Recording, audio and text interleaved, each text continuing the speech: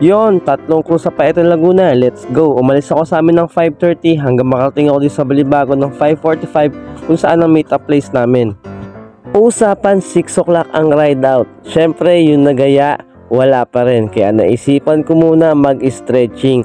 Nang biglang sabi ni Burek, papunta na daw si Madam, kaya tinigil ko na yung pag-i-stretching ko. At eto na nga si Madam, di ba? Late yarn. Alam mo sabi mo, Madam? Gusto naman tulog. Galit na sa inyo lahat eh. At ayun na nga, saktong 6:30, nag-ride out na kami. Tamang chill ride lang kami dito hanggang makarating kami sa may Calamba at kumaliwa na kami dyan, dire-diretso, papunta naman sa may Los Baños. Tuloy-tuloy lang ang padyakan namin hanggang Kalawan, hanggang makarating kami dito sa Arco ng Victoria. Pagdating namin sa may Victoria, at dito na nga kami nag-decide na mag-almusal dito sa may Papa Jops. Oo, courtesy of RM Rights. Habang naghihintay kami dumating aming mga order, tamang nood muna kami ng mga vlog ni Madam. At eto na nga, kakain na! After namin kumain at ilang minutong pahinga, eto, balik sa padyakan hanggang makarating kami sa may Pila, Laguna. Grabe yung lakas ng hangin, tinutulak kami kahit patag, hirap na hirap ako. At eto, nakarating kami sa Santa Cruz ng alas 10 ng umaga hanggang nakita ko din ng personal itong arko ng pagsanghan. Pagdating nga namin dito, may naghihintay pala sa amin ng mga mitik. Siya nga pala si Mike Pitik. Ano pang hinihintay nyo? Follow nyo si Master. After ng mga picture, back to saddle. At ito ang bumulaga sa akin. Napakagandang view at nakakatanggal ng pagod. After ng konting picture, eto, larga uli kami habang nagkukulitan. Nang bigla nakita ko ang isa sa gusto kong puntahan, itong sign ng Lumban. Pagdating nga sa may Paete, tumigil kami sa may Petron para mag water break kasi dito rin magsisimula yung ahon. Ito ay meron 6 kilometers na ahon at 2 kilometers na lusong. Sa umpisa ng ahon, eto, makikita nyo sabay-sabay pa kami. Yung tipong walang iwanan hanggang makaahon lang biglang. Eto na, naiwan na ako dahil wala akong ensayo. Sumaba kagad ako sa long ride.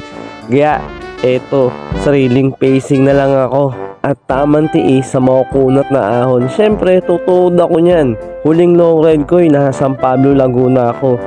After ng mga tuod, eto, nakita ko yung sign na to at kakaliwa na. Muntikan akong dumiretso kasi nakakita ako ng lusong. At ayun na nga, tumukod na naman ako. Sumabay pa yung init, kaya eto, laspag na naman ng beshi nyo. Tamang tiis lang hanggang makita ko na sila at nakarating ako sa dulo at nakita ko na yung tatlong cruise. Grabe, nakaka-amaze. Dito, kita nyo ang buong lawa ng Laguna Lake. Kaya tatlong cruise, check ka na sa akin, unlock ka na. Magkahalong saya at lungkot ang nararamdaman ko. Masaya ako kasi na-unlock ko to, pero malungkot ako kasi nai-imagine ko na yung pauwi. Grabe. So ito na nga, uuwi na kami. Kuning nilusong namin 2 kilometro, aahunin naman namin. Anak nanto ako, budol. Pagbalik namin sa may Lumban, kumain kami kay Chef D. Hindi na ako nakapag-video kasi umidlip ako dahil sobrang laspag na ako niyan. Pagoda. 6:30, nasa pila pa lang kami. Pinupulikan yung kasama namin. So, kaya nga lang konti. Sabay-sabay pumunta, sabay-sabay uwi. At ayun na nga, 9:15 nakarating na ako sa amin. Shoutout sa mga nakasama ko at napaka-thank you dahil walang iwanan hanggang dulo. Inabot nga pala ako ng 154 kilometers balikan mula sa amin. At ito ang aking year-end ride. This commercial is brought to you by Trax. Ito ay gawang Pinoy kaya supportahan natin. Dito meron daily, weekly at monthly challenges. Pag na-complete mo yung mga challenges na yan, magkakaroon ka ng coins. At yung mga coins na yan, pwede mong isali sa raffle. Madami ka pwedeng mapanalunan. At ito ay pwede mong i-download sa Google Store at sa App Store. Kaya ano pa hihintay nyo? Download na. So ayun lang muna for today's video. Bye-bye!